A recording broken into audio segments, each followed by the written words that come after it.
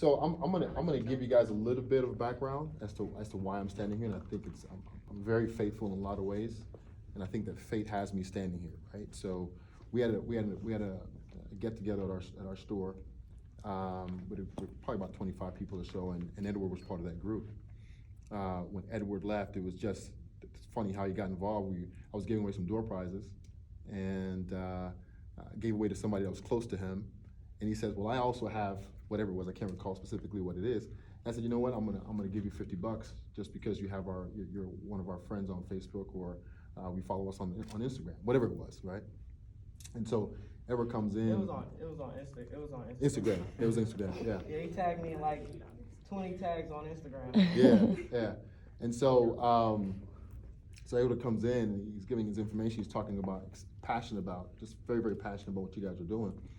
And like he said, I said, "Hey, let me know what we can do to help out." He says, "Hey, I got Councilwoman Russell. I want you to meet and talk to and all that." So, if it was not for that party, if it was not for him being there, if it was not for me just saying, "Hey, I'm gonna go ahead and give you this gift," and it was not for him walking into our store, I would not be standing here. So that's fate to me, right?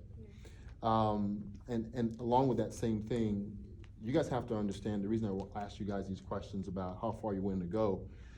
So George Bernard Shaw has a quote that I just love and own, and you guys embody a lot of that. And that quote goes, "The reasonable man conforms himself to the world. The unreasonable man persists in conforming the world to him. Therefore, all progress relies on the unreasonable man," right? So you guys have to remain unreasonable in what you're asking for, but you also have to be patient in what you're looking for. You also have to be consistent, and you have to be committed to what you're doing. Because what you're doing is not gonna be easy. You're talking about years and years of habit that's been created over time. This is not a revolution. This is an evolution that takes time to cultivate with hard work and dedication and bringing people together, and that's what's gonna really change your mission and change what the outcome is gonna be for what you guys are doing.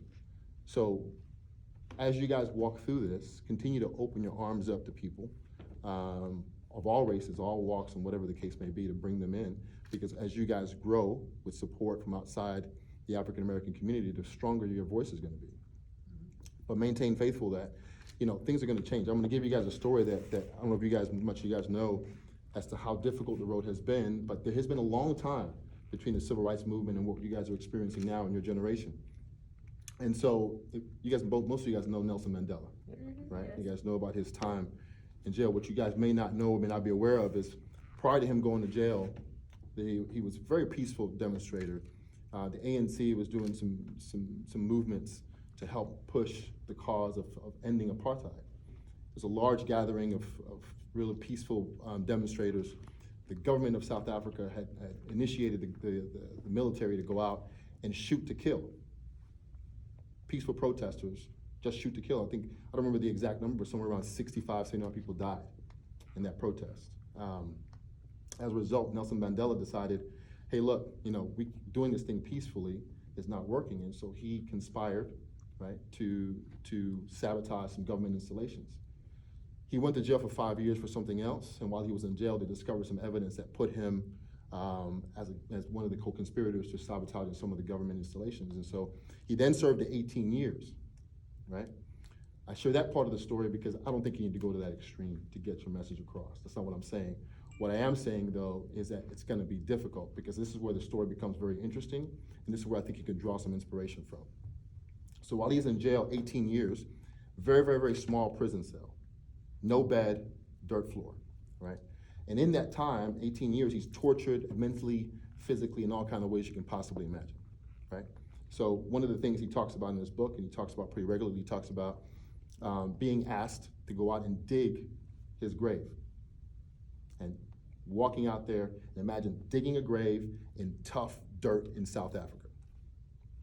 No rain, no water, just dirt. You're digging your grave. And the whole time you're thinking, this is my deathbed. This is where I'm gonna die, right? So he finishes digging his grave, and he's thinking, okay, this is where my life ends. These guys decide to urinate on him. After they urinate on him, they ask him to fill back in the grave, and they send him back to his prison cell. That's just one of the difficult things he endured in his 18 years. Well, after the 18 years, and I can tell you there's many, many stories of things he endured in that time, but after the 18 years, he gets out, you know the rest of the story, he becomes the president of South Africa. But the rest of that story also is that when he got out, became president of South Africa, he invited the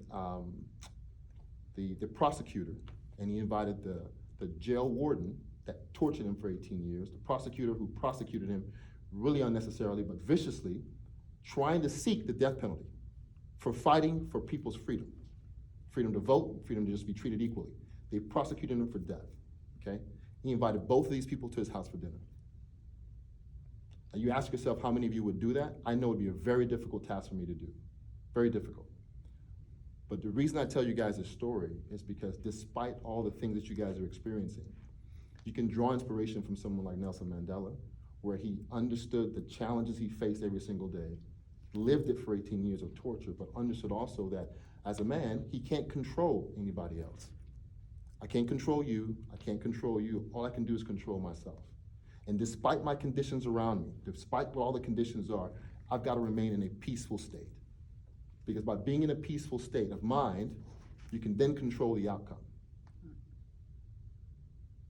Not everybody has that strength, not everybody has that character, but we can all learn from it and strive to be as close to it as we possibly can. Because I can tell you now, by having that in the back of your mind as you guys struggle, you guys will struggle to get to where you're going, rest assured you will get there far faster by drawing inspiration from these types of characters and this type of strength and this type of influence that this gentleman had in his lifetime and in our lifetime. There'll be very few people like him, but each one of you guys have the ability to do that. Each one of you. One of you guys are gonna come out of this, great political leader, great community leader. I don't know which one of you it will be, but I can rest assured with the passion that you guys have around your community, people that you care about and love, one of you guys are gonna emerge from this great, if not all of you. But you have to learn to realize you can't control the police chief and what she decides to do.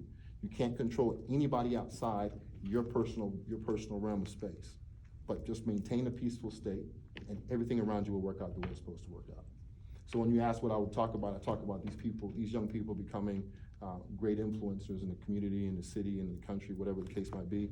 And talk about the passions they have for that. And hopefully you guys can draw some inspiration. Some other people can draw some inspiration and help you guys' cause grow a lot more. That's the only thing I can think of that I'll probably talk about. But you guys are doing some phenomenal work. I mean, it's just the beginning. But just know that it's not gonna be an easy road. But nothing great in life happens without great sacrifice. Nothing, nothing. You guys are sacrificing a lot. I'm looking forward to seeing you guys bring this thing to fruition. I really am.